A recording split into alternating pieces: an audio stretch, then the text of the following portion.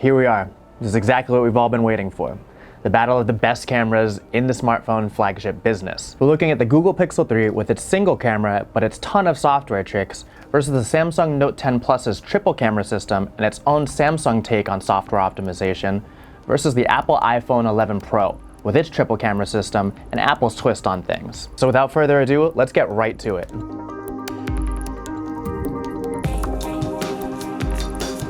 We're gonna skip all the technical mumbo jumbo. You can check out our full review for that, but we're just gonna go apples to apples, pun intended, not intended, they're not all apples. First up, let's talk daytime photos.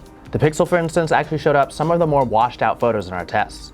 Otherwise, across all three lenses, you're gonna get some really excellent photos with sharp details and very minimal mistakes. Generally, we got just a little bit more detail out of the iPhone 11 Pro, especially with the wide-angle lens compared to the Samsung's Note 10 Plus. It's really nice to have a wide-angle lens to take some awesome shots on both of these cameras, but the Pixel 3 does not have a wide-angle lens, so that's a little bit of a detriment there. We didn't really miss a telephoto lens on the Google Pixel 3 though.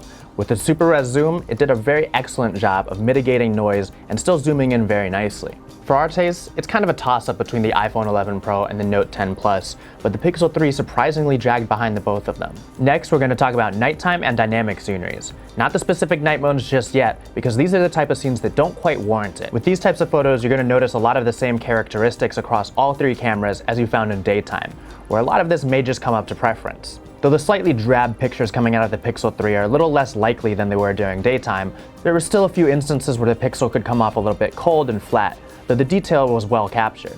Both the Note 10 and the iPhone 11 Pro tended to capture slightly better colors, but also more detail.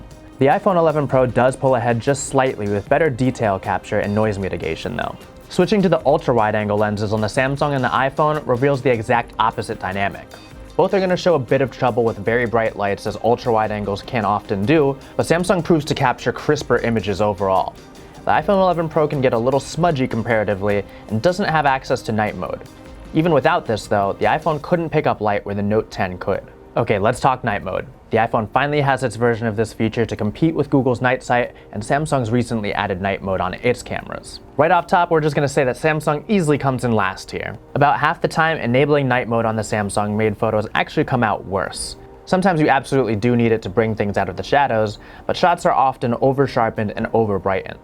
Night mode on the Samsung isn't completely useless though. Sometimes you genuinely came out with a better picture. It was just a little bit harder to figure out which scene you should use it for to come out with the best shot.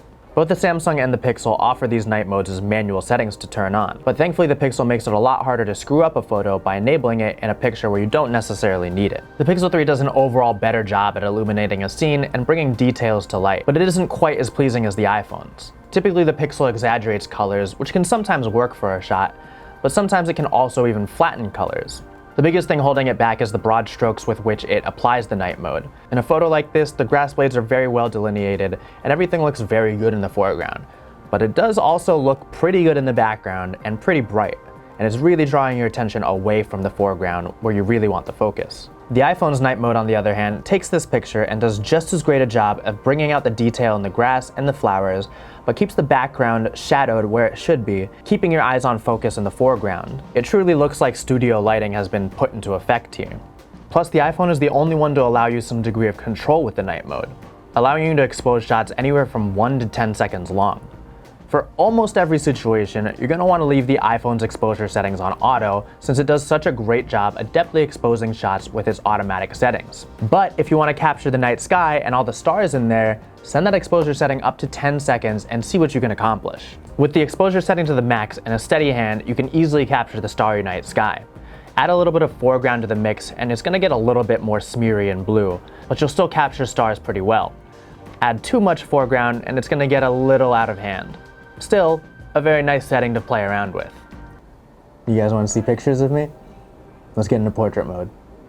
Just kidding, you've already seen enough of me. When it comes to portraits of people, all three of these phones do a great job adeptly applying blur. But the Note 10 tends to smooth over details and wash out colors, even though the bokeh looks good. The Pixel captures much better colors and detail, while the software proves great for blur application, using only its single lens and software algorithm. But it doesn't light up the subject in quite as pleasing a way as the iPhone, which produces the most pleasing image in addition to having great bokeh and lighting effects. When it comes to portrait mode for objects, Apple's object detection did well in most instances, but often missed smaller bits, like the stem on this apple and the miniature gun in this figurine. These were issues that could sometimes appear on the Note 10 as well. Perhaps a bit counterintuitively, the Pixel 3 didn't have these issues, doing the overall best job with object recognition without the aid of a secondary camera. The iPhone also had trouble rendering an accurate orange color for this Android guy, as you can see in this series compared to the Note 10 and also the Pixel 3. Conspiracy, you say?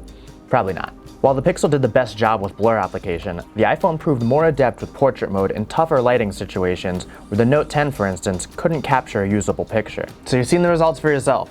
It looks like the iPhone 11 Pro is the most dominant camera and the most versatile and the most adept at this point right now, albeit not by the widest of margins. But all around, the iPhone 11 Pro is going to be the best camera that you can get on a phone right now.